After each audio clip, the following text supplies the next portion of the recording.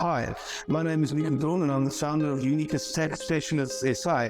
In this webinar, I'm going to touch base on a couple of interesting topics in the dispute resolution space. But I don't want to bore you with what is the form, when do you submit what. I think by now most people are feeling comfortable with that. I want to focus on a couple of key areas or specific areas that are still a point of concern that I see in practice. I want to focus on those. So in particular, I want to discuss what is it that you need to do before you actually think of launching a dispute.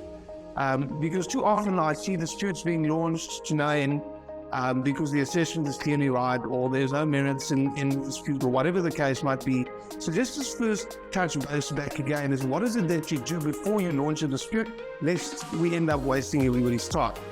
Right, then I want to talk about what is an assessment. And as soon as I say that, people might think, well, we know what an assessment is. You would think so, but then last year we had a judgment in the SCA about somebody trying to effectively introduce a new ground of dispute in an appeal phase, and then came down to, again, the basics. What is an assessment? And I still see people struggle with that. Onus of proof pre-litigation. I want to talk a little bit about the difference in the onus of proof in litigation and pre-litigation, because I often find that pre-litigation always seems as if the taxpayer is held to a higher burden of proof. We'll talk about that and how you deal with it. Also, what is SARS's obligations following an objection? And you might think, well, of course I know that SARS has to disallow it, or whatever the case might be.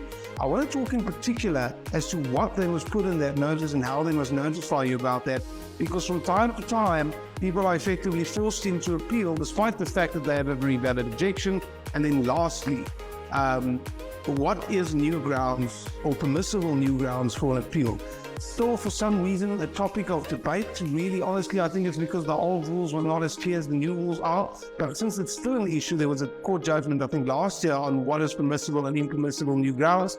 I want to talk about that. So those are the things we want to talk about in this webinar, not the basics. We want to focus on key areas. I hope to see you all there. Thank you.